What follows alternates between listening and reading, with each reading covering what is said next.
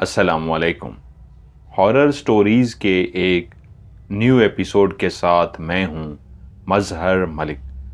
कैसे हैं आप लोग? उम्मीद है खैरियत से होंगे। आज की ये सच्ची और खौफनाक कहानी जो मैं आपको सुनाने जा रहा हूं, ये मुझे भेजी है खालिक सैयद ने टेक्सास, अमेरिका से। कुछ कहानियां इतनी जबरदस्त होती हैं कि आप जब उस कहानी को सुनना शुरू करते हैं तो आपको ऐसा महसूस होता है जैसे आपके सामने कोई फिल्म चल रही हो, आप कोई मूवी देख रहे हों। और यकीन मानिए, ये जो स्टोरीज आज आपको मैं सुनाने जा रहा हूं, अगर इनके ऊपर मूवी बनाई जाए तो कमाल किस्म की मूवी बनेगी। यहां पे अमेरिका में ऐसे कई वाकयात रूनुमा होते रहते हैं जिनका सिरा ढूंढने के लिए आप निकलते हैं तो कई ऐसे राज आपके सामने इस अंदाज में आते हैं कि आप उलझ कर रह जाते हैं।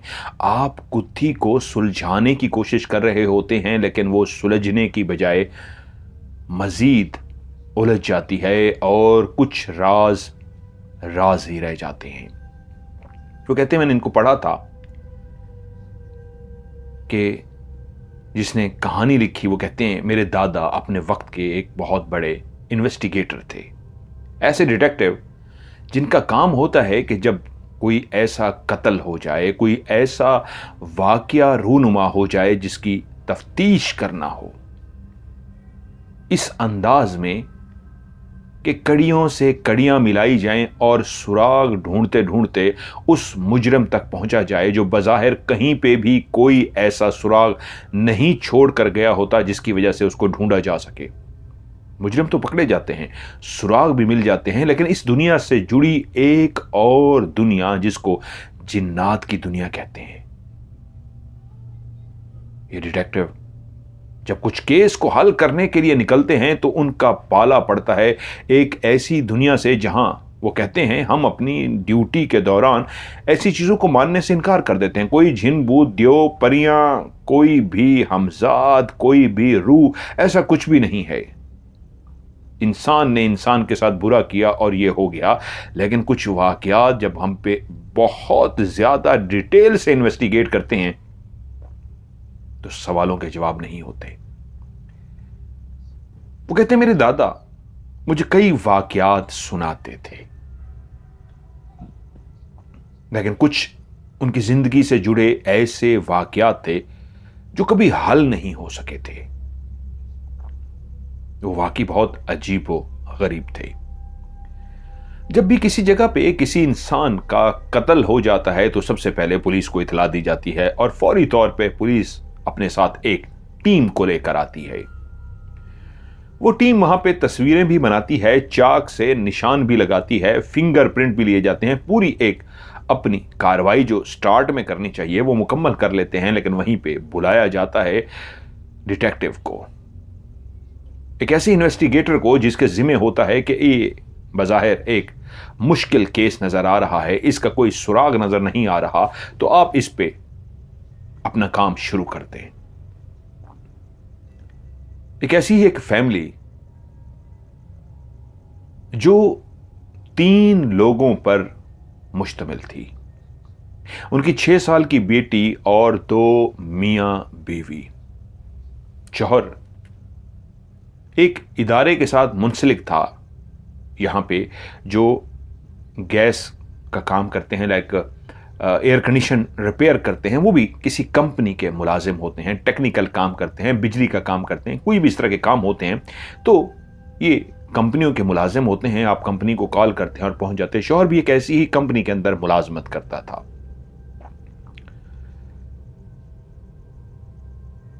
बज़ाहिर उस फैमिली की कोई भी ऐसी खास बात नहीं थी, लेकिन एक सुबह जब उनके अपार्टमेंट के बाहर अखबार फेंकने वाला अखबार फेंकने के लिए गया तो वो बहुत सुबह सुबह आता था, तो उनका दरवाजा हमेशा से बंद मिलता था। लेकिन उस दिन जब उसने देखा दरवाजा खुला हुआ है और अंदर जो उसने मंजर देखा तो फौरी तौर पे उसने पुलिस को कॉल की। पुलिस ने अपनी जब कार्रवाई मुकम्मल की, मुझे और मेरे एक कोलीग जो मेरे साथ काम करते थे, हम दोनों को भी बुला लिया गया। हम जब वहां पे पहुंचे तो क्या देखते हैं, औरत इस अंदाज में जमीन पर पड़ी है कि आधा वजूद उसका टेबल पर है और आधा वजूद जमीन पर पड़ा है। किचन के अंदर मौजूद टेबल के ऊपर वो इस अंदाज में गिरी हुई है, आधी जमीन पे और आधी टेबल पे, और वो मर चुकी है। वो कहते हैं मुझे जैसे ही एहसास हुआ तो मैंने पूछा घर में कौन कौन रहता है, तो पता चला घर में 3 लोग रहते हैं, मियां बीवी और उनकी 6 साल की बेटी। फौरी तौर पे हमने तलाशी का प्रोग्राम बनाया, पूरे घर को अंदर छान मारा कि मियां बीवी जो 3 लोगों पे मुश्तमिल ये फैमिली थी, एक तो मर चुकी है, बाकी 2 यकीनन घर में मौजूद होंगे। ना ही बेटी का सुराग मिला और ना ही बाप का। तो क्या दोनों वो भाग गए थे? क्या वो ही कत्ल में मुलव्वस थे? क्या उन्होंने ही बीवी को और मां को मारा था? क्योंकि एक बच्ची की वो मां थी और दूसरे शौहर की बीवी। हमें पता लगा इनके अंदर 2 गाड़ियां थीं जो वो इस्तेमाल करते थे और वो दोनों ही गाड़ियां मौजूद थीं। तो इसका मतलब है वो गाड़ी पे नहीं भागे, कहीं पैदल गए हैं। पास ही एक बहुत बड़ा पार्क था। हम लोग उस पार्क के अंदर चले गए और उस पार्क के अंदर भी सबको देख लिया तो कहीं पे भी उनका सुराग नहीं था। जब भी आप किसी ऐसी जगह पे एज ए इन्वेस्टिगेटर दाखिल होते हैं तो सबसे पहले तस्वीरों की मदद से उस फैमिली की शक्लों को देखा जाता है कि इस घर में कौन कौन मौजूद थे, जो हम तस्वीरों से अंदाजा लगा चुके थे, मियां बीवी और उनकी बेटी, जो हमें पता लग गया था कि किसको ढूंढना है। मैंने उनसे पूछा इस कत्ल की इतला कैसे मिली, तो उन्होंने बताया कि जो अखबार फेंकने के लिए आता है हमेशा से अखबार फेंक कर नीचे से चला जाता है। आज उसने देखा दरवाजा खुला हुआ है, तो अखबार फेंकने के लिए जब वो करीब गया तो उसने दरवाजे पे नॉक किया कि अखबार ले लें, लेकिन अंदर से कोई जवाब ना आया। तो उसको ऐसा महसूस हुआ कि जैसे कुछ अजीब सा है। उसने दरवाजे पे खड़े होकर 2 से 3 दफा नॉक किया और जब कोई भी अंदर से आवाज ना आई, दरवाजा भी खुला हुआ है, कि क्या सब खैरियत है। ऐसे लोग जो अखबार वगैरह फेंकते हैं रोज एक ही घर को, एक अपार्टमेंट को, एक फ्लैट को देखते रहते हैं, उनको जैसे कुछ एहसास हो जाता है गड़बड़ का। उसको जैसे ही गड़बड़ का एहसास हुआ तो वो ना चाहते हुए भी घर के अंदर दाखिल हो गया, आवाजें देते हुए कि किसी को हेल्प की जरूरत तो नहीं है। और जब वो आवाजें देता हुआ किचन में दाखिल हुआ, जिस अंदाज में औरत को गिरा हुआ देखा, तो दूर से ही खड़े होकर उसको आवाजें दी। और जब उसको अंदाजा हुआ कि जिसको भी वो आवाजें दे रहा है वो बेहोश है या मर चुकी है, वो उसके करीब नहीं गया, लेकिन फौरी तौर पे उसने पुलिस को कॉल कर दी। पुलिस ने आते ही तस्दीक कर दी कि ये औरत मर चुकी है। अब घर में 2 लोगों का मौजूद होना जरूरी था, एक उस औरत का शौहर और एक 6 साल की उसकी बेटी, जो पुलिस ने तो नहीं ढूंढा था, लेकिन हम लोग जैसे आ गए वो अपनी कार्रवाई मुकम्मल कर चुके थे। तो ऊपर जो 2 कमरे बने हुए थे वहां पे भी हमने ढूंढ लिया, नीचे ड्राइंग रूम में भी, और इधर उधर जहां कहीं हम ढूंढ सकते थे सब जगह पे उस घर में हमने ढूंढ लिया। ना ही वालिद और ना ही 6 साल की बच्ची मौजूद थी। पार्क में भी हम देख चुके थे। क्या हुआ है? शौहर को क्यों मारना होगा? क्या इनके बीच में कोई लड़ाई हुई थी? ऐसा क्या हुआ था कि गुस्से में आके शौहर ने बीवी को मार दिया? एक पुलिस की जो कार्रवाई मुकम्मल हो गई तो उसके बाद लाश को पोस्टमार्टम के लिए भेजा जाता है। सो उस औरत की लाश को भी उन स्ट्रेचर पे डाला, एम्बुलेंस में डालकर ले गए। ये मेरी जिंदगी का वो केस था जब मैं काफी एक्सपीरियंस हो चुका था। अब मुझे इस केस को हल करना था। इसके शौहर को कहां ढूंढा जाए? यकीनन जब आप इर्द गिर्द ढूंढ लेते हैं और आपको मालूम होता है कि बच्ची भी गायब है, उसका औरत का शौहर भी गायब है, तो यकीनन सी बात है सुराग लगाने पे, उनको सामने बिठा के इंटरव्यू लेने पे, पूछ गछ करने पे ही पता लगेगा कि क्यों उसने कत्ल किया है। हम पता करते करते उनके ऑफिस पहुंच गए, जिस जगह पे वो मुलाजमत करता था। उन्होंने कहा जी वो कल आया था, उसके पास कोई एक बॉक्स था, वो कोई काम कर रहा था। उसने कहा मुझे घर का कुछ काम करना है।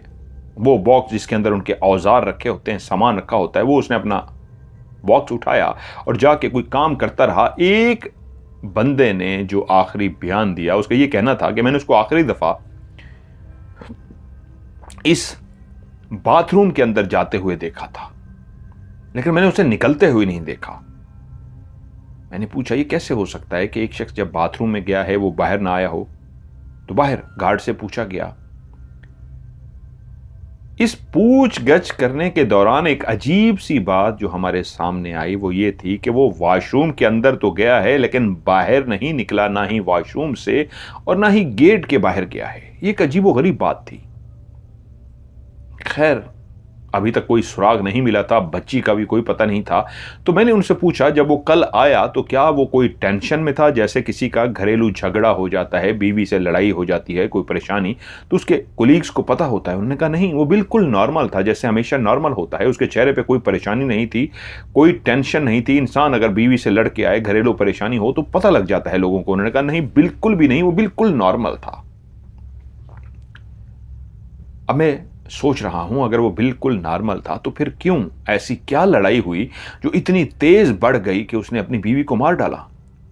मैंने फिर से उसके कोलीग से सवाल किया, क्या वो कभी ये जिक्र करता था कि वो अपनी बीवी से लड़ता है या उसकी अपनी बीवी से झगड़ा रहता है?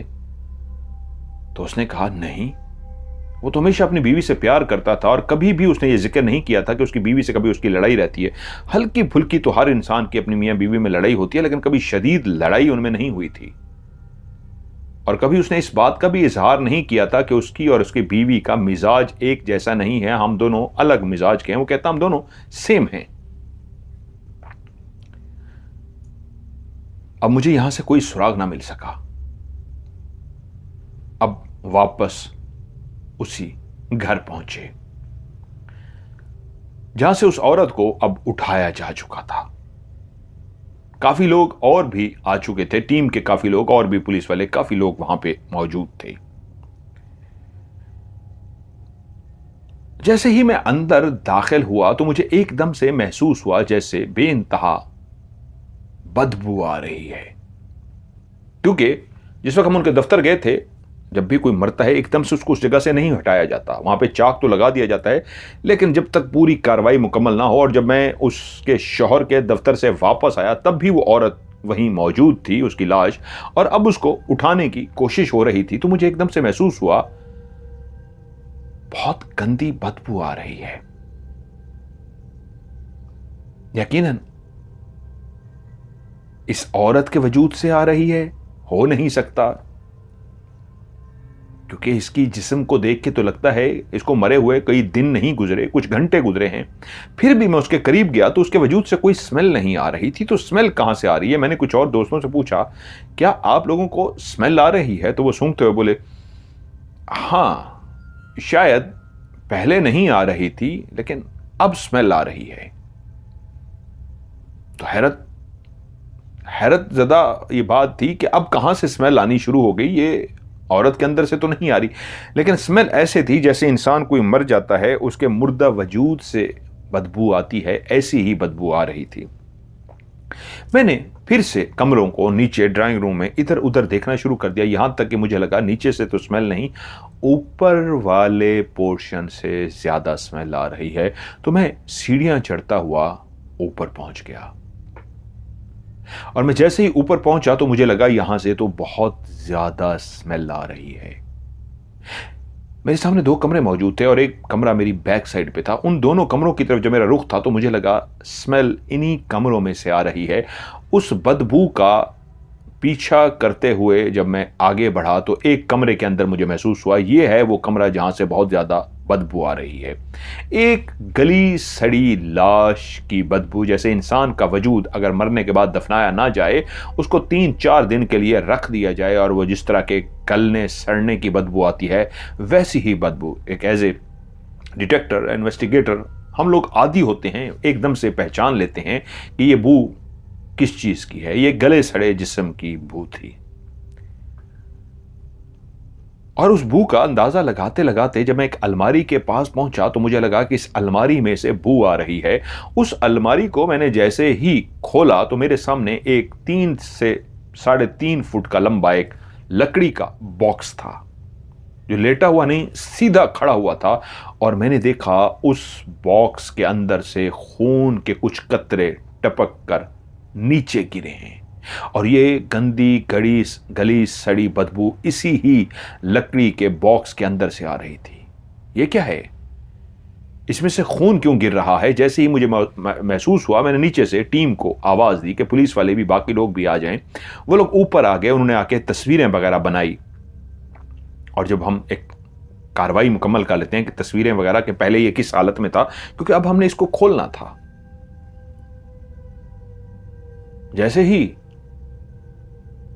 उस बॉक्स को उठाकर नीचे रखा गया और उस बॉक्स को खोला गया, तो खोलते ही हम सब के दिमाग इस तरह घूम गए कि नामुमकिन था। उस बॉक्स के अंदर शौहर की कटी हुई लाश मौजूद थी।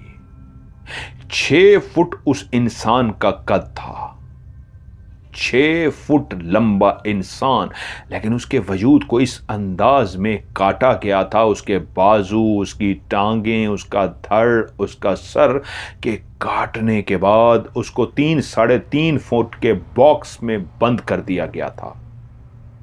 लेकिन उसका अंदर ढांचा, अंदर की हड्डियां, उन हड्डियों तक को तोड़ दिया गया था, काट दिया गया था। इस अंदाज में काटा गया था कि एक 6 फुट के इंसान को 3 फुट 3.5 फुट के बॉक्स में बंद करना नामुमकिन होता है। लेकिन अगर आप उसके वजूद के इस अंदाज में टुकड़े कर दें कि इमेजिनेशन करें कैसे वजूद के टुकड़े किए होंगे, छोटे छोटे टुकड़े, और उसको वहीं पे बंद कर दिया था।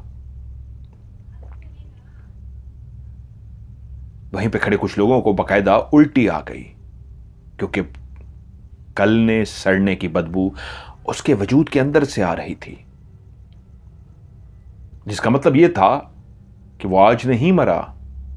उसका वजूद अगर गलना सड़ना हो गया है तो इसका मतलब है उसको मरे हुए कई दिन हो गए हैं। उसके जो जिल्द थी जिस्म की, वो काली हो चुकी थी, जो अलामत थी इस बात की कि वो गलना सड़ना शुरू हो गया है।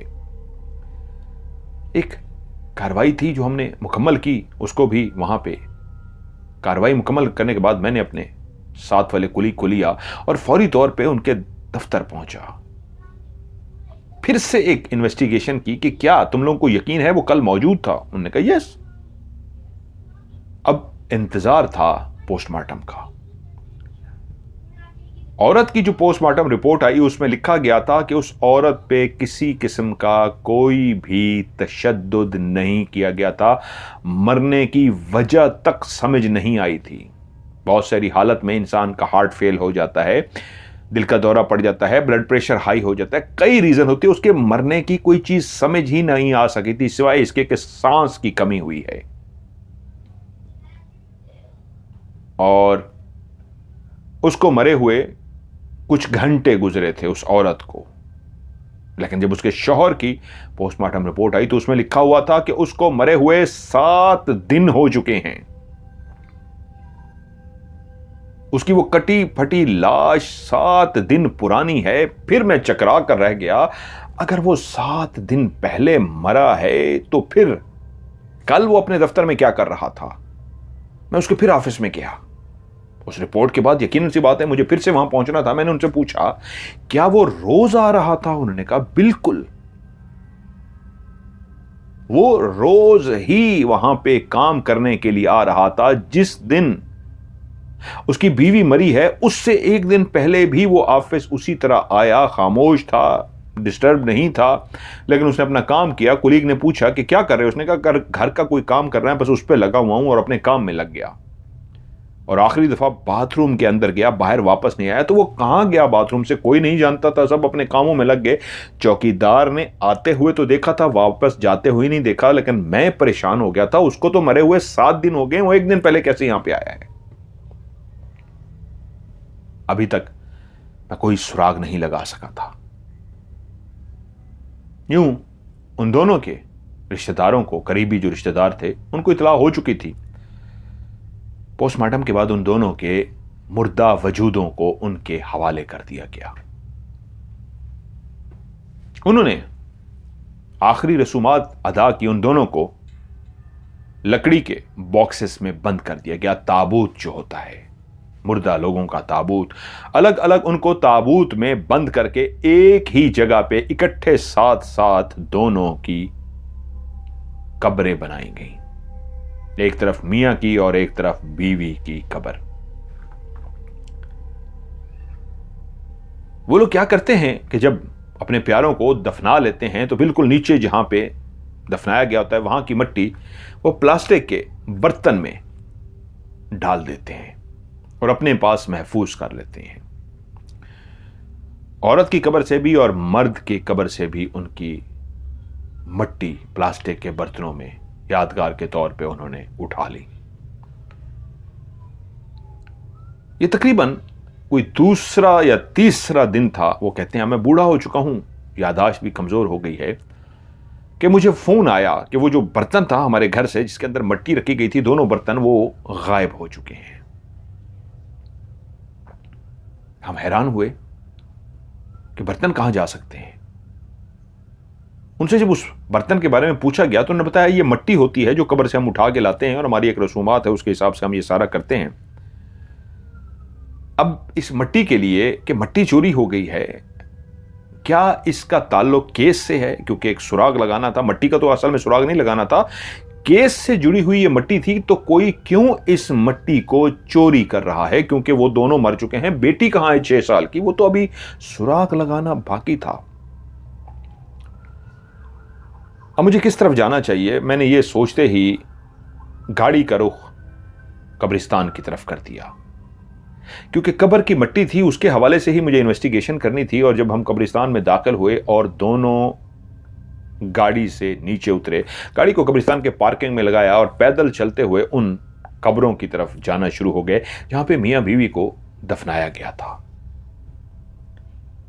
लेकिन हम जैसे ही रात के अंधेरे में उधर कब्रिस्तान टक टक टक चलते हुए उनकी कब्रों के पास पहुंचे तो हमारे 14 तबक रोशन हो गए। यह नामुमकिन था। बीवी की कब्र अपनी जगह पे बिल्कुल उसी तरह बंद थी जिस तरह कब्र बनाया गया था, लेकिन बीवी अपनी कब्र से निकल कर बैठी हुई थी अपने शौहर की कब्र पे इस अंदाज में कि उसने अपना एक बाजू उसकी कब्र पे रखा हुआ था और उसने अपने चेहरे को भी कब्र से लगा रखा था और दूसरे हाथ में वही प्लास्टिक का बर्तन उसके हाथ में था जो मिट्टी वाला था, जो चोरी हो गया था घर से। प्लास्टिक का बर्तन जिसमें उनकी कब्रों की मिट्टी थी उसके हाथ में था। वो औरत खुद ब खुद तो कब्र से निकल नहीं सकती थी, वो तो मर चुकी थी। क्या हुआ है? किसने उसको कब्र से निकाल के उसकी कब्र को बंद करके इस अंदाज में बिठा दिया है? और वो प्लास्टिक की वो डब्बी भी उसके हाथ में है, वो बर्तन भी प्लास्टिक का उसके हाथ में है जिसमें मिट्टी है। हम दोनों ने टार्च चलाई और परेशानी की हालत में उसके करीब खड़े होकर देख रहे हैं कि ये कैसा माजरा है। हम जो डिटेक्टर होते हैं, हम भूत जिन इन बातों पे बिलीव नहीं करते, हमें सुराग लगाना होता है। कोई हमें धोखा देने की कोशिश कर रहा है, कोई हमसे चक्करबाजी करने की कोशिश कर रहा है, कोई हमें इधर उधर भटकाने की कोशिश कर रहा है ताकि हम असल बात से हट के इस तरफ भटक जाएं। मैंने अच्छी तरीके उस औरत की कब्र को देखा जो बिल्कुल बंद है। शौहर की कब्र भी उसी तरह बंद है। उसके बैठने का अंदाज ऐसे है जैसे वो जिंदा औरत है और कोई भी नहीं जा सकता जब तक उसके करीब ना जाए। वो इस बात को सोच ही नहीं सकता कि ये एक मुर्दा औरत इस अंदाज में बैठी हुई है जैसे कोई जिंदा अपने प्यारे की कब्र पे आके अकीदत और मोहब्बत से और उसको याद करते हुए अपना एक हाथ उसकी कब्र पे रख देता है और गर्दन को इस अंदाज में टच कर देता है कि मुझे तुम्हारी बहुत याद आ रही है, मैं तुम्हें बहुत मिस कर रही हूं। इस अंदाज में बैठी हुई है। ये क्या माजरा है? अब अगला कदम था उसके हाथ में मौजूद उस बॉक्स को देखना कि इस बॉक्स में क्या है। वो मिट्टी वाला बॉक्स जो घर से चोरी हुआ था, इसके हाथ में किसी ने क्यों दिया है? मैंने बड़ी एहतियात के साथ हाथों पे दस्ताने पहने और वो प्लास्टिक का बर्तन उसके हाथ से ले लिया। जैसे ही उसके हाथ से वो प्लास्टिक का बर्तन लिया तो मैं वहीं पे नीचे बैठ गया। मेरे कुलीग ने लाइट उस बर्तन पे मारी हुई थी और मैंने आहिस्ता से उस बर्तन को खोल दिया कि एकदम से मेरे उस कुलीग ने एकदम से मेरी तरफ ऐसे तवज्जो दिलाई जैसे कुछ कहना चाह रहा हूं। मैं चौंका, अभी बर्तन खुला नहीं था कि उसने टार्च का रुख उसके उस हाथ की तरफ किया जो उसने कब्र के ऊपर रखा हुआ था। मैंने बॉक्स को अभी खोले बगैर फौरी तौर पे उसी तरफ देखा तो क्या देखता हूं, कब्र पे जो उसका हाथ रखा हुआ है, जो उसने बाजू रखा हुआ था, उसकी मुट्ठी बंद है लेकिन मुट्ठी के अंदर से कोई चीज हल्की सी नजर आ रही है, जैसे उसकी मुट्ठी में कुछ कैद है। मैंने फौरी तौर पे उसकी मुट्ठी को अपने हाथ में लिया और जब उसकी मुट्ठी को मैंने खोला तो उसकी मुट्ठी में अपने शौहर का जली हुई, जैसे गल सड़ गई थी उसकी स्किन, जिल्द जो थी जिस्म की, उसकी हाथ में अपने शौहर की वो काली जिल्द थी जिसको मैं बहुत अच्छी तरीके देख चुका था। उस कटे हुए जिस्म की जिल्द को जो काली हो चुकी थी 7 दिन पुरानी होने की वजह से, वही जिल्द उसके हाथ में थी। वो किसी और की नहीं, 100% उसके शौहर की थी। ये इसके हाथ में अपने शौहर की जिल्द क्यों है? क्योंकि मुझे फिर से वो लाश याद आ गई। उसके शौहर को जिसने भी कत्ल किया था, उसके जिस्म के टुकड़े टुकड़े करने के बाद उसकी दोनों आंखों को भी वो अपने साथ ले गया था। उसकी दोनों आंखें भी गायब थीं। तमाम आज़ा मौजूद थे, यहां तक कि दिल, गुर्दे, फेफड़े, वो भी काट पीट के उस बॉक्स में जबरदस्ती, मतलब एक इंसान को बॉक्स में कैद करना हो, जगह ना हो, तो उन्होंने वो आज़ा निकाल निकाल के साइडों पे भर दिए थे कि किस तरीके बस कोई चीज बाहर ना रह जाए, अंदर ही इस बॉक्स में भरी जाए। लेकिन आंखें वाहिद दो ऐसी चीज थी जो उसके चेहरे से गायब थी। उस कत्ल करने वाले से, वो कत्ल करने वाले ने वो आंखें निकाल ली थी और अपने साथ ले गया था, और बाकी तमाम आज़ा, दिल, गुर्दे, फेफड़े वही मौजूद थे। लेकिन अब उसके हाथ में ये जिल्द का देख कर मैं चौंक सा गया और मैं खड़ा सोचना शुरू हो गया कि ये कैसे पॉसिबल है, इसके हाथ में जिल्द कैसे आई है, कौन इसको निकाल के बाहर इस तरह बिठा सकता है, कौन ऐसा कर रहा है। खैर, मैं फिर से उस बॉक्स की तरफ मुतवज्जो हुआ और जैसे ही मैंने उस बॉक्स को खोला तो मैं बॉक्स में क्या देखता हूं, बॉक्स के अंदर मिट्टी के साथ साथ वही मिट्टी जो उन्होंने कब्रों से उठाई थी, उस मिट्टी के साथ साथ 3 आंखें मौजूद थीं, जैसे किसी ने आंखें निकाल के इसी बॉक्स में रख दी हों। 3 आंखें। मैं चौंक सा पड़ा।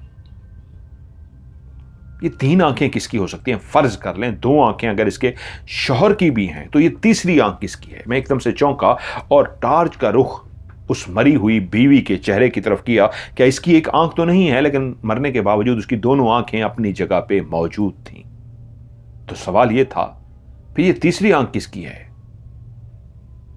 खैर, उस पर बॉक्स को मैंने अपने कब्जे में ले लिया और उसके बाद एक एहतमाम किया गया। वो एक लाश थी, मुर्दा लाश। उसका क्या हो सकता था सिवाय इसके कि रिश्तेदारों को बुला के और उनको कहा गया कि आप इनको दोबारा से दफना दें। वो भी इस बात पे हैरान थे कि जिस बॉक्स के अंदर उसको बंद किया गया था, कैसे किसी ने कब्र को खोला और उस बॉक्स को कैसे खोला गया, क्योंकि उस बॉक्स को फिक्स कर दिया गया था। कुछ बॉक्सेस ऐसे होते हैं जिनको आप आराम से खोल भी लेते हैं, और जब किसी का कत्ल या कुछ इस तरह के मामलात हो जाते हैं तो वहीं पे पुलिस अपनी पूरी कार्रवाई जब कर लेती है, कहती है अब इस लाश की जरूरत नहीं है, तो उन बॉक्सेस को मुस्तकिल बंद कर दिया जाता है ताकि कोई भी ना खोल सके। तो हैरत की बात यह थी कि उस बॉक्स को किसने खोला था और खोलने के बाद इनको निकाल के इस औरत को इस तरह बिठा दिया था। खैर, दोबारा से उनके वजूद को बॉक्स के अंदर कैद कर दिया गया, लिटा दिया गया एक मुर्दा इंसान को, और कब्र खोद के दोबारा से उनको दफन कर दिया गया, कब्र को बंद कर दिया गया। अब वो तीनों आंखें भिजवा दी गई फिर से। ये किसकी आंखें हैं? तीसरी आंख किसकी है? किससे मैच होती है? और जब उसकी रिपोर्ट आई तो मैं हिल कर रह गया। एक आंख सिर्फ शौहर की थी, दोनों आंखें किसी औरत की थी। मैं जिसको समझ रहा था कि 2 आंखें शायद मर्द की होंगी, एक औरत की होगी, लेकिन शौहर की सिर्फ एक आंख थी जो मैच कर गई थी। ये उसी की आंख है, उसके शौहर की, तो बाकी दो किसकी आंखें हैं? इसको कैसे ढूंढा जा सकता था? इंसान को तो ट्रेस किया जा सकता है, उसके फिंगरप्रिंट होते हैं, बहुत सारी चीजें होती हैं। एक आंख को कैसे हम ट्रेस करते हैं? हमारे पास कोई जवाब नहीं था, लेकिन सवाल तो अभी भी था, उसकी बेटी कहां है? 6 साल की बेटी। अब मैं और मेरा कोलीग जितना भी इस केस पे काम कर सकते थे हमने काम किया, लेकिन कहीं पे कोई भी सुराग ना मिल सका। लेकिन एक बात जो वहां जिस लम्हे उस औरत की लाश को उठाया जाने लगा था और मुझे एकदम से एक बदबू सी आई थी, और मैंने वहीं खड़े हुए कहा था कि ये बदबू कहां से आ रही है? क्या इस मरी हुई औरत से आ रही है? तो औरत को सूंघा गया था, वो बदबू उससे नहीं आ रही थी। वहां तकरीबन 6-7 लोग घर के अंदर मौजूद थे और 7-8 के करीब बाहर भी मौजूद थे। अभी मैं खड़ा उसी जगह पे उस गंदी गले सड़े वजूद की बदबू को सूंघ ही रहा था कि मेरे कानों ने एक आवाज को सुना था। एक बच्ची की आवाज, जैसे वो सिसक रही हो, रो रही हो और कह रही हो, हेल्प मी, मेरी मदद करो। और वो रोए जा रही थी। उस आवाज को मैंने जैसे ही सुना, मेरे कान एकदम से बजे कि कोई बच्ची है इर्द गिर्द जो रो रही है। तो मैंने किचन की तरफ देखा कि आवाज वहां से आ रही है। कहां से आ रही है? तो मैंने अपने साथ खड़े हुए बंदे से पूछा, क्या तुम्हें किसी लड़की के रोने की आवाज आ रही है?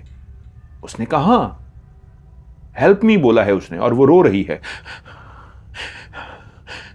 Help me. तो ये आवाज कहां से आ रही है? अब सब उस आवाज पे चौंक गए थे, जितने भी लोग वहां पे मौजूद थे। यहां तक के वो जो 6 से 7 लोग उस घर के बाहर खड़े थे, उस सिसकती रोती बच्ची की आवाज को उन्होंने भी सुन लिया था। और आवाज इस तरह उनको महसूस हुई थी जैसे उनके पास से आ रही हो, और अंदर खड़े हर शख्स को आवाज ऐसे सुनाई दी जैसे वो आवाज उसके पास से आ रही हो। और मुझे जब वो आवाज सुनाई दी थी एज ए डिटेक्टिव, तो मुझे लगा था ये आवाज बिल्कुल मेरे करीब से है, क्योंकि उस वक्त मैं किचन के करीब खड़ा था, इसलिए मैंने किचन की तरफ देखा था। क्योंकि उस औरत को मैं सूंघने के लिए गया था कि क्या इसके वजूद से ये बदबू तो नहीं आ रही जिस्म के गलने सड़ने की, जो उसके वजूद से नहीं थी। तो उसी लम्हे मुझे वहां से वो आवाज आई थी। तो मैंने दूसरे से पूछा, सबका कहना यह था कि यह आवाज मेरे बिल्कुल करीब से आई है, ये कैसे हो सकता था? एक ही आवाज जो बाहर खड़े लोग हैं उनको भी अपने अपने करीब से महसूस हो रही है। सोर्स होता है एक जगह पे, मिसाल के तौर पे एक बच्ची एक जगह पे बैठी है, वहां पे रो रही है, तो सब उसी जगह की तरफ कहेंगे जी किचन की तरफ से आवाज आ रही है। कोई कह रहा है ऊपर कमरे से आ रही है, कोई कह रहा है सीढ़ी से आ रही है, कोई कह रहा है बाथरूम से आ रही है, कोई कह रहा है किचन से आ रही है, बाहर खड़े हुए कह रहे हैं यहां इस जगह से आ रही है, वो कह रहा है उधर सामने से आ रही है, एक ने कहा सड़क से आ रही है। कहां से आ रही थी?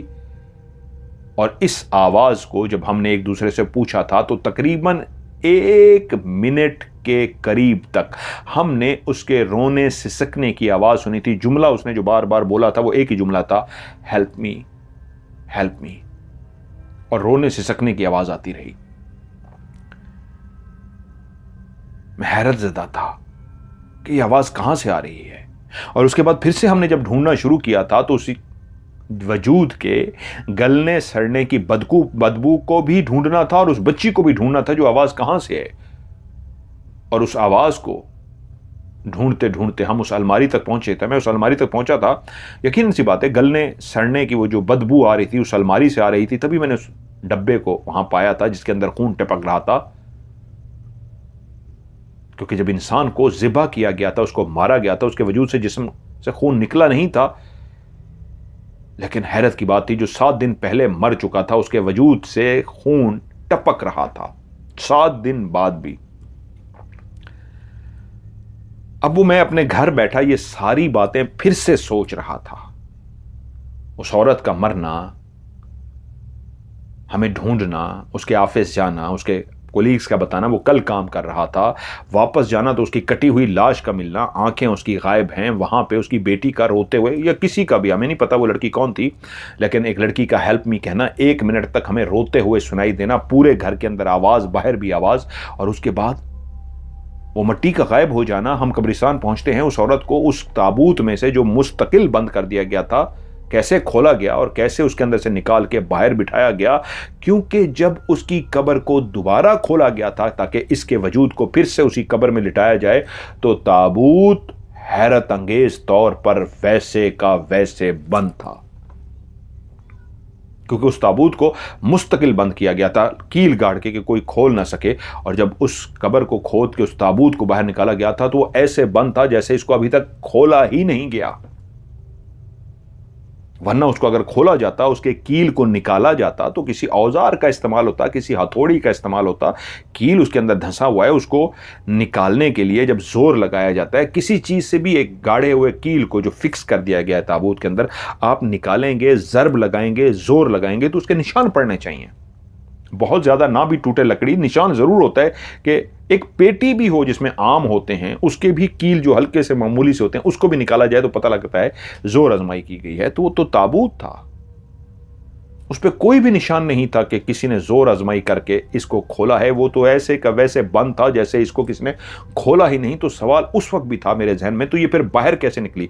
क्योंकि जब हमने दोबारा से उस ताबूत को कब्र के अंदर से निकाला, क्योंकि उसको दफनाना था उसी कब्र में, उसी ताबूत में, और जब कब्र को फिर से हमारे सामने रिश्तेदार आ गए और पुलिस भी आ गई, उसी कब्र को जो बिल्कुल इस अंदाज में बंद थी जैसे हम पहले दिन इसको बंद करके गए थे, क्योंकि जब इसको दफनाया गया था एक सुराग के लिए कि कौन कौन रिश्तेदार आते हैं, कौन कौन दोस्त आते हैं, कोई मशकूक शख्स तो शामिल नहीं होता, क्या बेटी जो अभी तक गायब है वो इस दफनाने के अमल में शामिल हो जाए, इस तरह की तमाम चीज़ें देखने के लिए जो इन्वेस्टिगेटर होते हैं वो हर लम्हे मौजूद रहते हैं। और मैं और मेरे साथ जो कुलीग था, हम दोनों भी उसको जब दफनाया गया था, हमारे सामने उस ताबूत को जो रखा गया था, हमने देख लिया था कि वो ऐसा ताबूत है जिसको फिक्स कर दिया गया है। शौहर का भी, क्योंकि उसमें उसकी कटी हुई लाश थी और फिर पोस्टमार्टम हुआ था, और बीवी की भी, उन दोनों को फिक्स करके हमारी आंखों के सामने कब्र के अंदर उतार दिया गया था। उसके बाद कब्र को बंद कर दिया गया। जब मैं उस रात को वहां पे पहुंचा था तो कब्र को देखकर लगता नहीं था कि कब्र किसी ने खोली है, क्योंकि किसी बंद कब्र को आप खोलेंगे और खोलने के बाद उसमें मौजूद ताबूत को भी खोलेंगे तो आपको तोड़ना पड़ेगा, जोर लगाना पड़ेगा। उसकी वजह यह है कि जब हमने उस ताबूत को क्योंकि जब आपको कब्र को खोलते हैं ना और ताबूत को भी आप तोड़ेंगे, जोर लगाएंगे, तो उसके बाद ताबूत भी कुछ हिस्सा टूटेगा, जर्ब पड़ेगी, निशान पड़ेंगे। उसके बाद उस मुर्दा औरत को आप निकाल के बाहर बिठा देते हैं। उसके बाद फिर से ताबूत को बंद करेंगे, फिर से कीलें गाढ़ेंगे, और उसके बाद जब आप मट्टी डालेंगे तो उस तरह कब्र नहीं बनेगी जिस तरह पहले है। उसमें कुछ ना कुछ पता लग जाएगा कि एक दफा बंद थी, इसको खोला गया, फिर से बंद किया गया। अब मेरे सामने दोबारा से जब कब्र को खोला गया, मैंने कहा अब ठीक है, कार्रवाई हो चुकी है। इस औरत को जिसने भी निकाल के बाहर रखा है और उसके हाथ में उस बर्तन को दे दिया है जिसमें मरे हुई कब्र की मट्टी थी और 3 आंखें थीं, वो हमने बर्तन ले लिया, उसको भिजवा दिया। अब कब्र खुदवाया गया। जब कब्र को खोदा गया तो लगता ही नहीं था कि इस कब्र को फिर से दोबारा खोदा गया हो। हमें कोई ऐसे सुराग ना मिले, यहां तक कि कब्र खोलते खोलते वो बॉक्स सामने आ गया। कब्र खोदने वाले जानते हैं, एक्सपर्ट होते हैं, उन्होंने फौरन बता दिया कि नहीं, ये कब्र उसी तरह बंद है जिस तरह हमने बंद की थी। उन्हीं को ही बुलाया गया था जिन्होंने कब्र को बंद किया था। एक टीम होती है पकायदा, यहाँ पे हुकूमत के लोग होते हैं जो ये काम करते हैं। हर बंदा गोरकन नहीं होता यहाँ पे अमेरिका में कि गोरकन उठ के बंद कर देगा, खोल देगा। टीम होती है। तो कब्र को खोलते हुए उन्होंने पहली बात यही की थी, नहीं, इस कब्र को नहीं खोला गया, ये उसी तरह ही बंद है जिस तरह हमने इसको बंद किया था। सारी मट्टी को निकाल लिया गया। अब वो ताबूत सामने आ गया, उसको बेल्ट लगा के मशीनरी के जरिए जो निकाला जाता है, उस ताबूत को बाहर निकाल दिया गया। अब एकदम से तो नहीं खोलना था क्योंकि हम लोग डिटेक्टिव मौजूद थे, हमें देखना था। तो ताबूत को जब हमने देखा तो कोई नामो निशान भी नहीं था कि इसको खोला गया है, और वो भी ये देख के हैरान रह गए कि ये तो खुला हुआ लग नहीं रहा। तो मैंने कहा चलो खोलो इसको। अब मेरे सामने एहतियात से उसको खोला जा रहा है मेरे हुक्म पे कि इस पे कोई जर्ब ना पड़े, कोई निशान ना पड़े। इतनी एहतियात से खोलो, क्या बगैर कोई नुकसान किए इसको एहतियात से खोला जा सकता है? तो अपनी तरफ से कारीगरी कर रहे हैं। इतनी एहतियात से खोल रहे हैं कि कोई निशान भी ना पड़े, लेकिन इतनी कारीगरी करने के बावजूद हर कील को निकालते हुए शायद एक या दो कील कोई ऐसे होंगे जहां पे ना पता लग सके, बाकी जगहों पे क्लियर पता लग गया कि इसको खोलने के लिए जर्ब लगाई गई है, जोर लगाया गया है, खोला गया है। मैं फिर से परेशान हो गया कि अगर पहले किसी ने इसके वजूद को निकाला है, जो इस बात का सबूत है कि उसका वजूद ऊपर बैठा हुआ है, तो खोलने वाले ने क्या टेक्निक इस्तेमाल की थी कि जर्रा भी निशान नहीं था। और हमने भी अपनी तरफ से बिल्कुल एहतियात की कि कोई निशान ना पड़े, लेकिन उसके बावजूद क्लियर पता लगता है, कोई भी देख के कह सकता है हाँ इसको खोला गया है, जबरदस्ती की गई इसके साथ। और जबरदस्ती करके हमने तो एहतियात से खोला था, उसके बावजूद जब उसके ढक्कन को ओपन किया गया तो वो खाली था। यकीनन ये औरत तो बाहर थी। अब इस औरत को हमने उस ताबूत के अंदर लिटा दिया।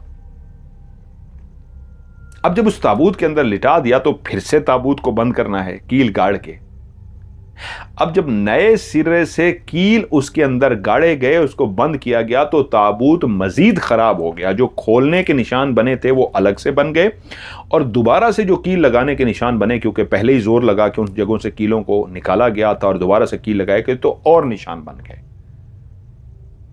अब पहले खोलने पे अगर 30-40% एहतियात करने पे निशान बने थे, तो दोबारा कील गाड़ने पे 70-80% उसके ऊपर निशान बन गए कि इसको खोला और बंद किया गया है। तो सवाल यह है कि जिसने भी इसको अंदर से निकाला था उसने कैसे खोला और बंद किया था कि जर्रा भी निशान नहीं पड़ा। अभी तक सोचने वाले, कहानी सुनने वाले जिन्नात को जहन में ला रहे होंगे, लेकिन एक इन्वेस्टिगेटर, एक जो डिटेक्टिव होता है, वो जिन्नात जहन में नहीं रखता। अगर वो ये सोचना शुरू कर दे ये किसी जिन की कारस्तानी है, किसी भूत की, किसी आत्मा की, किसी चुड़ैल की, तो फिर वो सुराग नहीं लगा सकते। चुड़ैल का सुराग कहां से लगाएंगे? डिटेक्टिव या जो पुलिस वाले होते हैं वो एक इंसानों का सुराग लगाने के लिए होते हैं। तो वो नजर भी आ रहा हो, जिन्नात हो या कोई और मखलूक हो, लेकिन वो कहते हैं हम टोटल फोकस इंसान ही रखते हैं कि कोई इंसान हमें चक्कर देने की कोशिश कर रहा है, हमें भटकाने की कोशिश कर रहा है, वो ऐसी ऐसी हरकतें कर रहा है कि जिसका शक व शकूक किसी जिन भूत पे जाए। लेकिन हम जिन भूत नहीं सोचते, हम इंसान को ही सोचते हैं। अब उस ताबूत को बंद कर दिया गया है। मुझे कतन समझ नहीं आ रहा कैसे खोला गया और कैसे बंद किया गया कि इसको निकाल के बाहर कब्र पे भी बिठा दिया गया। और ना सिर्फ ताबूत को एहतियात से खोला और बंद किया गया, क्योंकि जब हमने कब्र खोली तो उस वक्त ताबूत उसी तरफ बंद था, यानी ना ही खुला था और ना ही बंद हुआ था, जबकि हकीकत में उसके बाहर निकलने का मतलब यही था। ताबूत खोला भी गया है, बंद भी किया है, लेकिन उससे अगला तीसरा मरहला यह था, कब्र बनाने वाले भी यही कह रहे थे कब्र तो बिल्कुल वैसी है जैसे हमने पहले बनाई थी, इसको तो नहीं खोला गया। तो ये कैसे बाहर निकली? अब गाड़ी पे वापस जाते हुए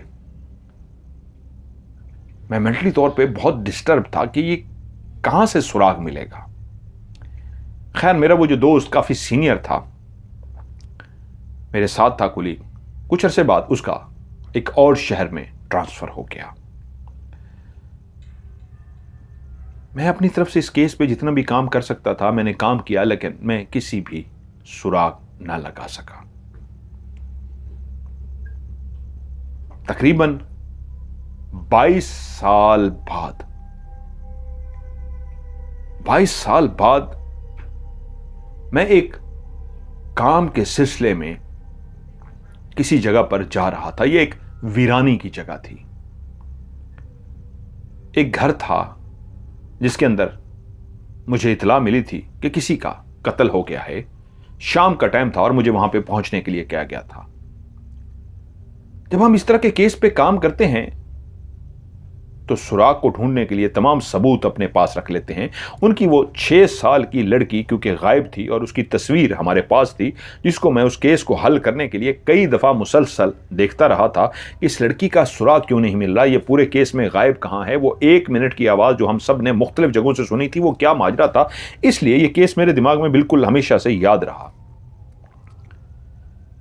मेरे केस को, जॉब को, उस वाक़े के 22 साल बाद मुझे एक जगह पे इतला आई कि वहां पे किसी का कत्ल हो गया है।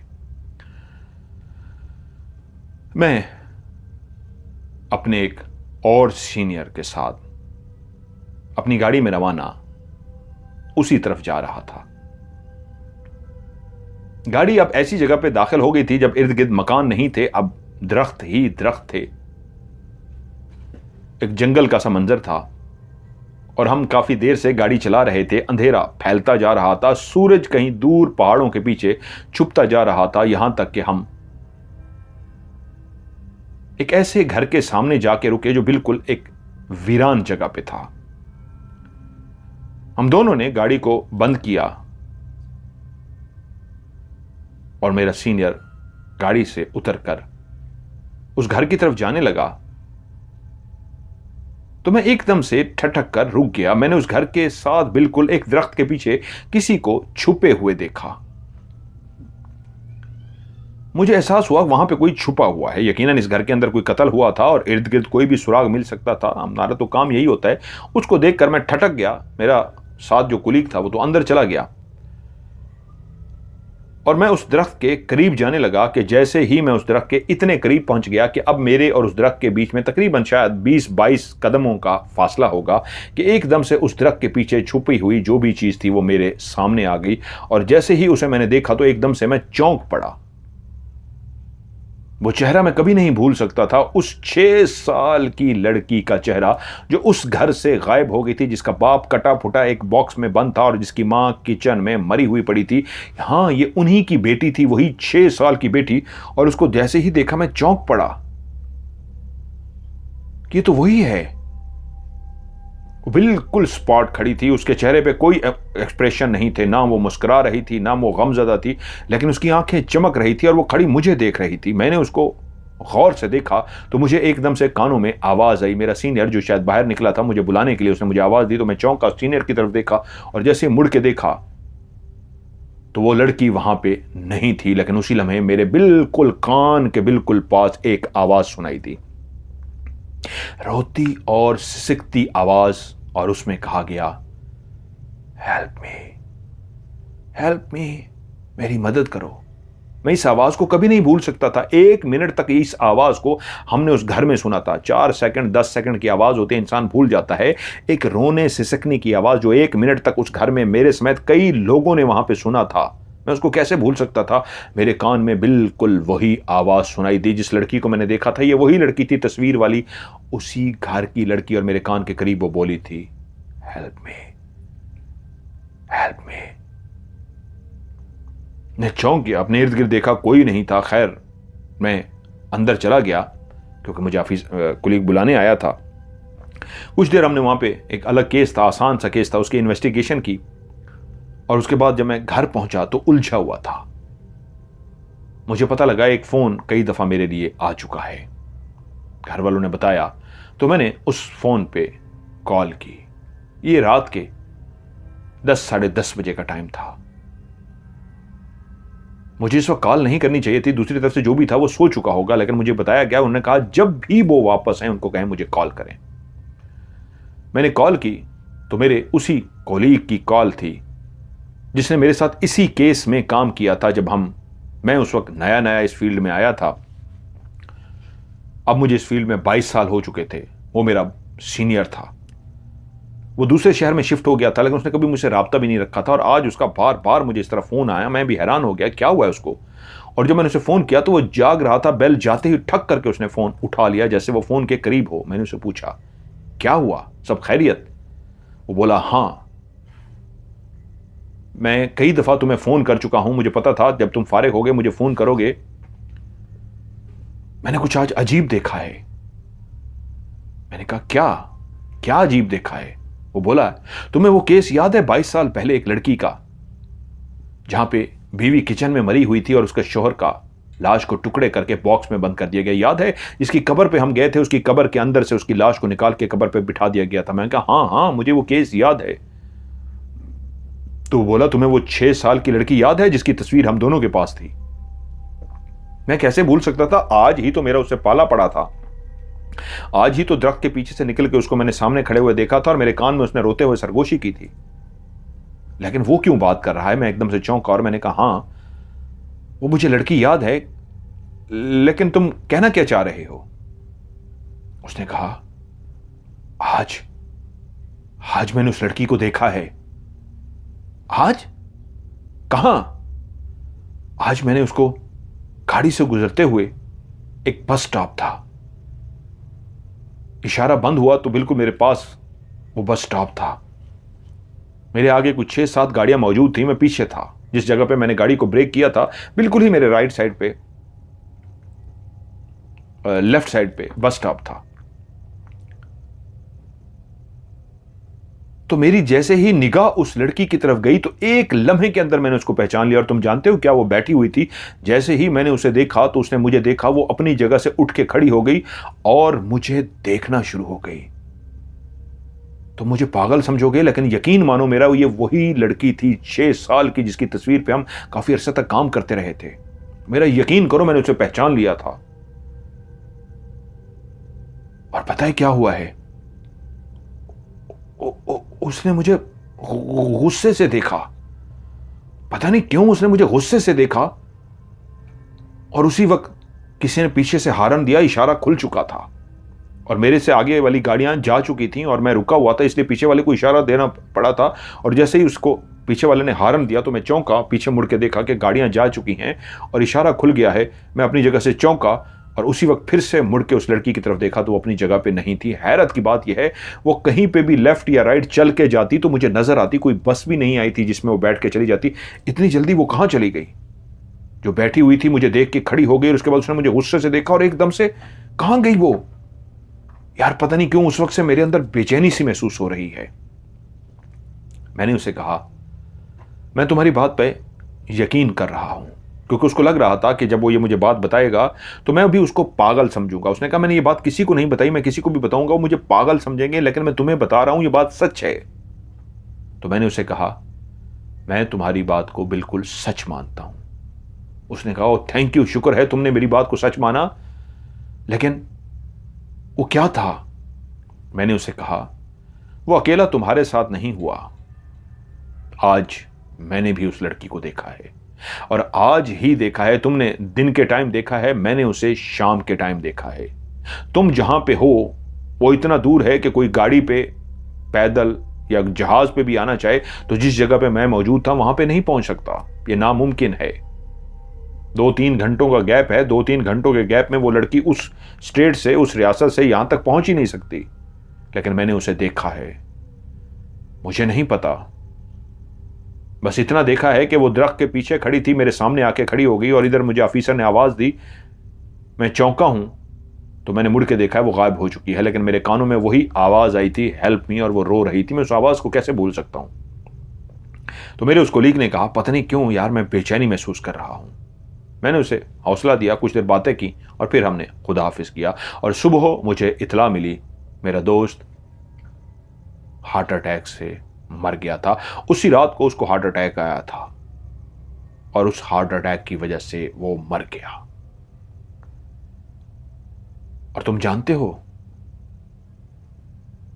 अब इस उम्र में मैं रिटायर हो गया हूं, बिस्तर पे आ गया हूं, बीमार हो गया हूं, अब भी उस लड़की की आवाज मुझे सुनाई देती है। मेरे कानों में क्लियर सी आवाज आती है, रोने की आवाज, और आवाज आती है, हेल्प मी, हेल्प मी।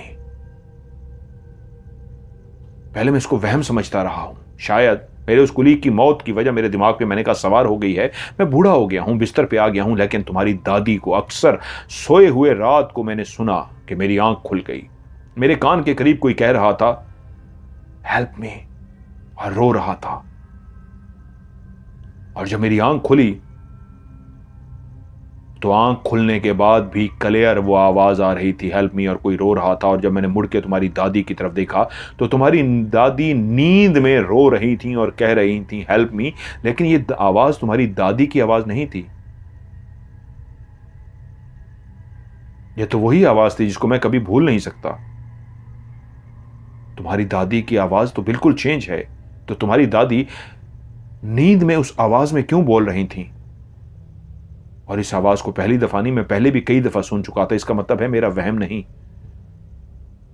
वो आवाज मुझे कई दफा सुनाई देती है, लेकिन उसको सिर्फ मैंने एक दफा देखा है। लेकिन आज तक इस मसले को हल नहीं कर सका, क्यों उसको एक दफा देखा, उसी दिन क्यों ही मेरे दोस्त को नजर आई, क्यों मेरा दोस्त मर गया, मैं आज तक इस राज से पर्दा नहीं हटा सका, उलझ गया हूं।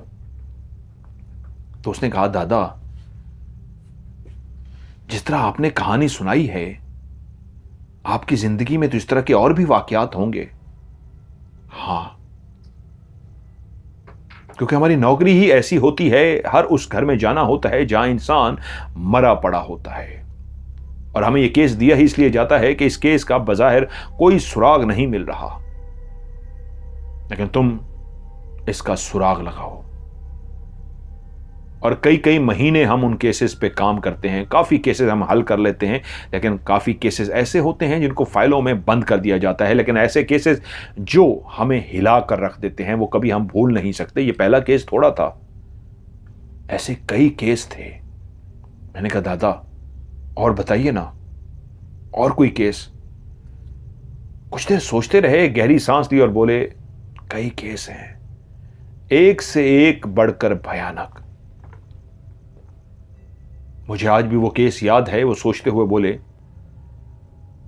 जब हमें एक फोन आया, कत्ल हो गया है, आप पहुंचिए। हम उस अपार्टमेंट में पहुंचे तो क्या देखते हैं, वहां पे एक लड़की मर चुकी है, लेकिन वो एक अजीबो गरीब हालत में है।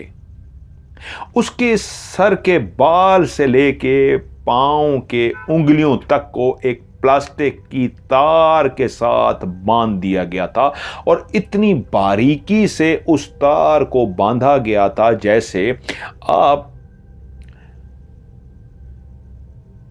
किसी चीज को कवर करना चाहते हैं। मिसाल के तौर पे एक लोहा है, उस पर आप टेप लगाते हैं, तो इस अंदाज में आप उसके ऊपर टेप लपेटते जाते हैं कि लोहा नजर आना बंद हो जाता है, बिल्कुल उसके ऊपर टेप चढ़ जाती है। इसी तरह क्रिकेट बैट जो होते हैं, बचपन में जो हम खेलते थे, उसके ऊपर इस तरह की एक डोरी चढ़ाई जाती थी, बिल्कुल आपस में इस तरह उसको जोड़ के चढ़ाया जाता था कि नीचे वाला लकड़ी का हिस्सा उस डोरी के नीचे छुप जाता था। उस लड़की के वजूद पे भी प्लास्टिक की डोरी इतनी करीब करीब करके चढ़ाई गई थी, डोरी बहुत बारीक सी थी कि उसका वजूद नजर तक नहीं आ रहा था, सिवाय इसके कि एक लड़की का वजूद।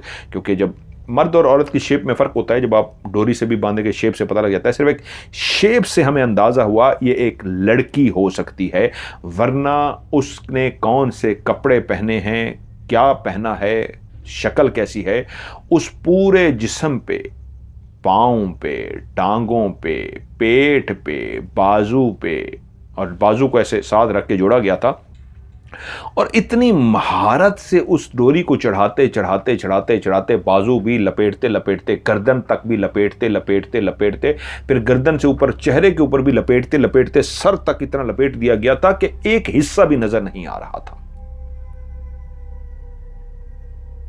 और ये उस वक्त हुआ जब हमसायों को उस फ्लैट से बदबू आना शुरू हो गई,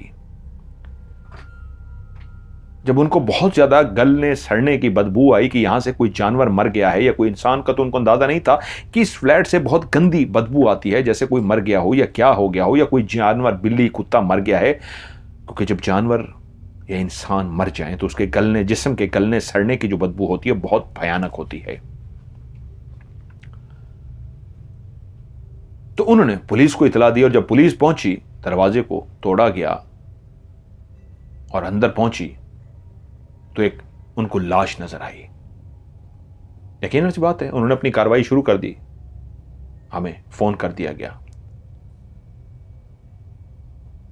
लेकिन इस लाश को जैसे ही हमने देखा तो हम हैरान रह गए कि कितनी महारत से उसके जिस्म के ऊपर वो सारा प्लास्टिक की वायर चढ़ाई गई थी। पता करने पे मालूम हुआ कि ये फ्लैट एक लड़के ने लिया हुआ है जो किसी से मिलता जुलता नहीं है। इर्द गिर्द वाले जितने भी अपार्टमेंट के लोग हैं उनसे उसकी दुआ सलाम नहीं है। वो अपने काम से काम रखता है। जिस जगह पे वो जॉब करता था, हम उस जगह पे भी पहुंचे तो वहां से भी इंफॉर्मेशन ली तो पता लगा तो वो किसी से ज्यादा बातचीत नहीं करता था। तो हमने कहा वो लड़का कहाँ है, तो उन्होंने बताया पिछले 8-10 दिनों से वो जॉब पर नहीं आया, जिससे हमें लगा कि उसने जॉब छोड़ दी है।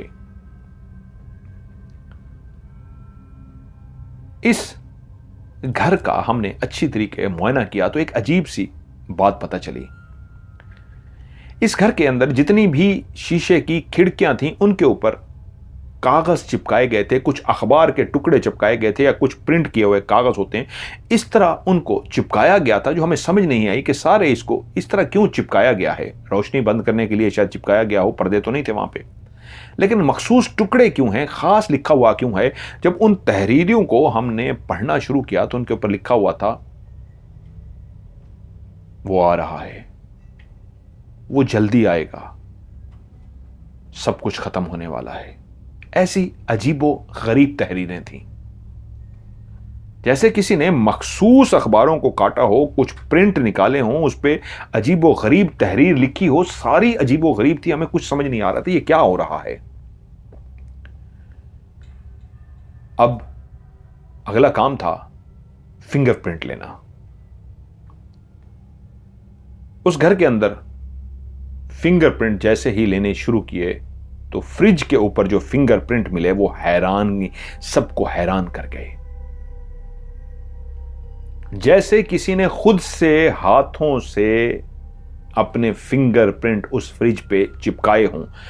एक हाथ लगाया फ्रिज की उस जगह के ऊपर, फिंगरप्रिंट लग गया, उसी के नीचे ही एक और हाथ लगाया, फिंगरप्रिंट लग गया, उसी के नीचे ही और हाथ लगाया। ऐसे ही लाइनों के अंदर फिंगरप्रिंट 5 उंगलियों के थे, फिर दूसरी यानी एक साइड पे लगा लिया, उसके साथ फिर उससे आगे और उसके नीचे भी इस तरह लाइनें, जैसे किसी ने हाथ लगा लगा के। हैरान हो गई वो टीम। पाउडर फेंकते हैं, खास किस्म का केमिकल, उनको पता लग जाता है कि कैसे ये तरतीब से निशान बनाए गए हैं। वहां पे जितने भी फिंगरप्रिंट मिले और जो शीशे के ऊपर भी फिंगरप्रिंट मिले, कोई भी फिंगरप्रिंट उस लड़की का नहीं था। वो सारे फिंगरप्रिंट उस एक लड़के के 1-2 फिंगरप्रिंट थे और बाकी तमाम फिंगरप्रिंट किसी और के थे, जो हमें बाद में पता चला। 2 फिंगरप्रिंट्स उस घर से उस लड़के के, और जो बाकी फिंगरप्रिंट हमें मिले थे वो एक ऐसी औरत के फिंगरप्रिंट्स थे जिसका ताल्लुक एक और रियासत से था, और जिस रियासत से उसका ताल्लुक था, जब वहां पे हमने उसका डाटा निकलवाया तो पता चला कि वो उस वक्त मर गई थी जिस वक्त ये लड़का जो इस फ्लैट में रहता है अभी पैदा भी नहीं हुआ था। यानी इस लड़के की उम्र अगर 30 साल थी तो वो तो 31 साल पहले मर चुकी है, 31-32 साल पहले मर चुकी है। तो लड़का पैदा ही उसके मरने के बाद हुआ था, तो उसके फिंगरप्रिंट कैसे थे। अब अगला मसला था उस लाश के ऊपर लिपटी हुई उस रस्सी को, उस प्लास्टिक की डोरी को खोलना, और हमने उस प्लास्टिक की डोरी को खोलना शुरू कर दिया। लेकिन इतनी महारत से उसको बांधा गया था, हमें खोलते हुए घंटे लग गए, कई घंटे। तो बांधने वाले ने कितनी मेहनत की होगी। जब हम पूरी प्लास्टिक की डोरी हटा चुके तो एक और हैरत का झटका हमारा मुंतजिर था। उस प्लास्टिक की डोरी के नीचे एक और प्लास्टिक की डोरी बांधी गई थी जो उससे भी बारीक थी, और अब हमने उसको खोलना शुरू किया। जैसे जैसे खोलते गए तो आगे एक भयानक मंजर हमारा मुंतजिर था। उस लड़की के दिल को, उस लड़की के गुर्दों को, उस लड़की के फेफड़ों को, अंदर के आज़ा को भी प्लास्टिक की डोरी से लपेटा गया था। यानी किसी ने उसको दिल, उसका पहले काटा, स्किन को, उसके अंदर से दिल निकाला, उसके अंदर भी ऊपर पूरी प्लास्टिक की डोरी अच्छी तरीके चढ़ा के कि दिल छुप हो जाए, वापस दिल वाली जगह पे दिल को रख दिया। इस तरह गुर्दे, फेफड़े, उसके कई आज़ा बांध के वापस रख के उसके ऊपर एक छोटी सिंगल पतली वाली डोरी लपेटी और उसके ऊपर एक मोटी वाली डोरी लपेट के उसको बांध दिया गया था। ये खौफनाक केस था। ये कोई नॉर्मल इंसान तो कर नहीं सकता था, कोई पागल जनूनी साइको इंसान ही कर सकता था, लेकिन हमें तो इसका सुराग लगाना था। लड़का 6-7 दिनों से ऑफिस नहीं आ रहा, और हमने इर्द गिर्द के लोगों से पूछा कि आपने लड़कों को देखा है। वो कह रहे हैं काफी अरसा हो गया है, हमने तो उसे देखा नहीं है। इसका मतलब ये था, जो इर्द गिर्द के लोगों से हमें पता चला कि काफी टाइम से तो वो तो नजर ही नहीं आ रहा, शायद 5-6 महीने हो गए उसको किसी ने नहीं देखा था। तो क्या वो ऑफिस तो जाता था, 10 दिन पहले तक वो गया था, लेकिन इस फ्लैट में तो 5-6 महीने से किसी को भी नजर नहीं आया था? क्या आता नहीं था? ये कैसे हो सकता है? जितना भी लेट आए या जल्दी जाए बंदा, 5-6 महीने में एक दफा तो नजर आता है, वो तो एक दफा भी नजर नहीं आया था। तो वो कहां गया? यकीनन हमारे लिए वही कातिल था, उसी ने कत्ल किया था। लेकिन 2 फिंगरप्रिंट का मिलना, एक ऐसी औरत का जिसको मरे हुए भी कई साल हो चुके हैं, इस लड़की की पैदाइश से भी पहले मर चुकी है, 2 फिंगरप्रिंट इस लड़के के मैच करके लड़की का फिंगरप्रिंट किसी से भी मैच नहीं हुआ। यानी कि वहां पे जितने भी फिंगरप्रिंट लगे हुए थे, उन तमाम फिंगरप्रिंट में लड़की का एक भी फिंगरप्रिंट नहीं था। हम लोग शदीद परेशान, ये क्या माजरा है? अब समझ ना आए कि इसको हम हल कैसे करें। आपको चंद सुराग मिलते हैं उस इन्वेस्टिगेशन वाली जगह पे, तो उन सुरागों को सोचते हुए उसको बुनियाद बना के आप आगे बढ़ते हैं और मसले को हल करते हैं। लेकिन हम इस मसले को हल कर ही नहीं पा रहे थे।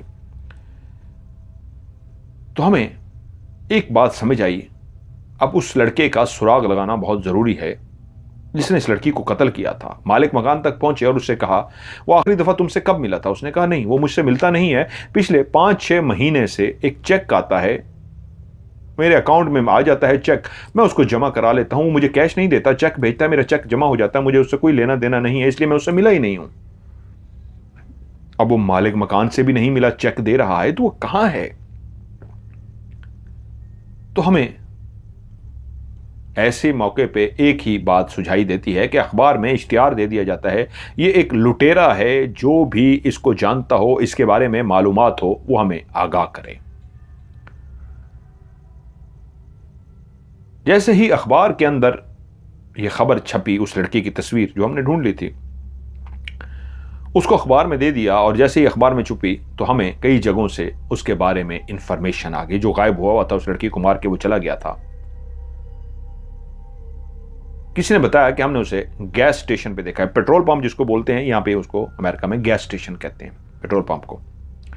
किसने कहा हमने उसको गैस स्टेशन पे देखा है? किसी ने बताया कि हमने उसे ग्रोसरी स्टोर पे देखा है। एक ग्रोसरी स्टोर वाले ने कहा, हां, वो कुछ दिनों पहले मेरे पास आया था और मुझे उस शक्ल को देख के याद है, वो एक लड़का था, वो बिल्कुल खामोश सा था, उसने पेमेंट की थी और सामान लिया था।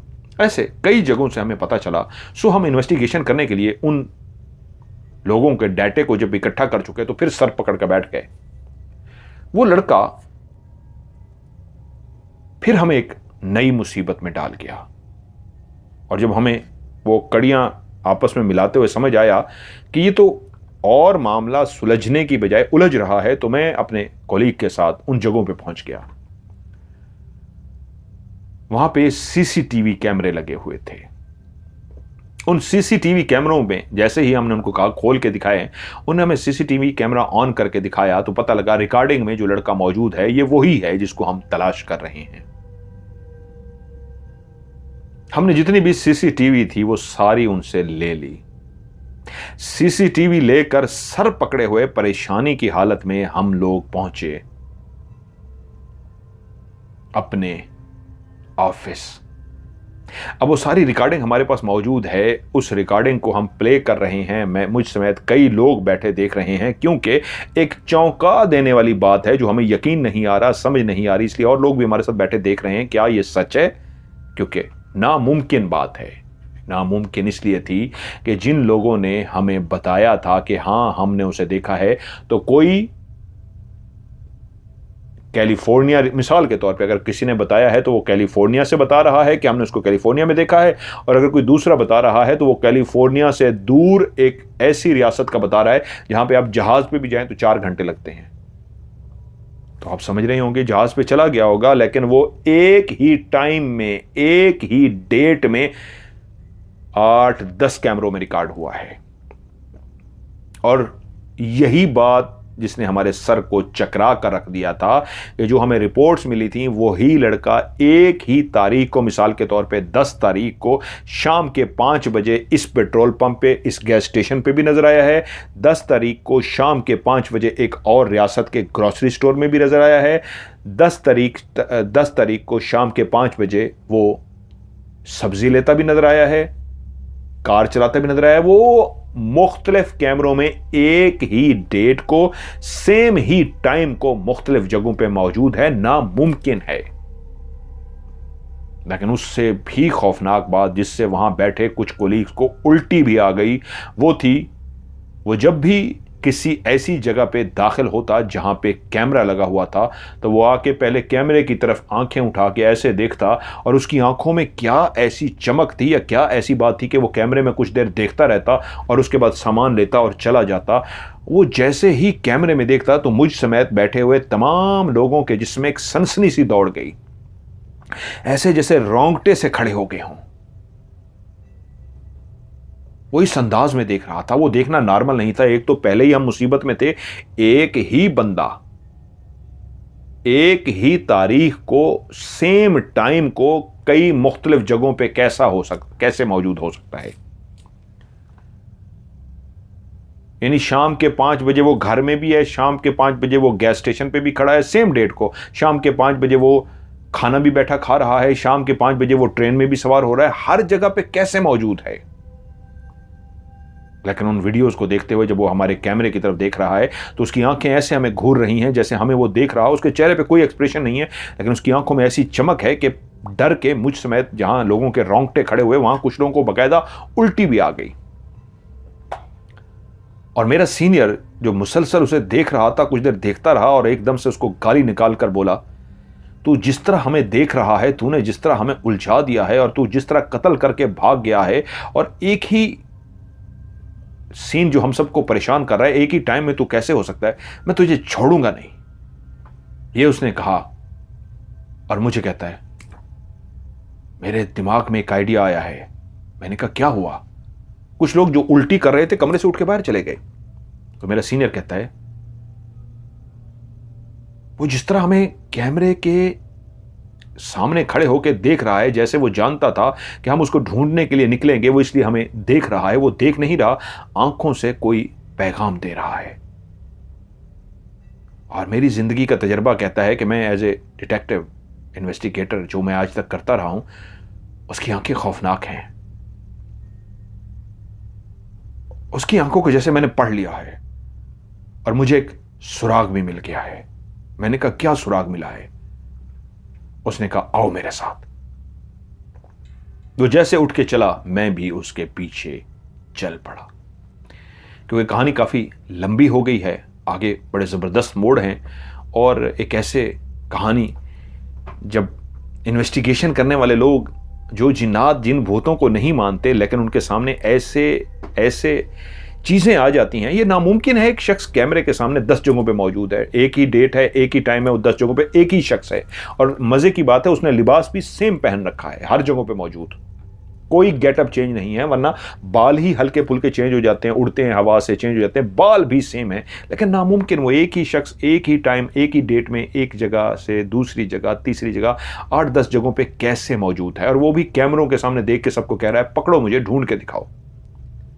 या जिस तरह आज की इस कहानी में वो औरत कब्रिस्तान में कैसे कब्र से बाहर निकली और उसको शौहर की कब्र में बिठा दिया गया, कब्र को खोदा भी नहीं गया, उस बॉक्स को खोला भी नहीं गया, तो फिर वो बाहर कैसे आई?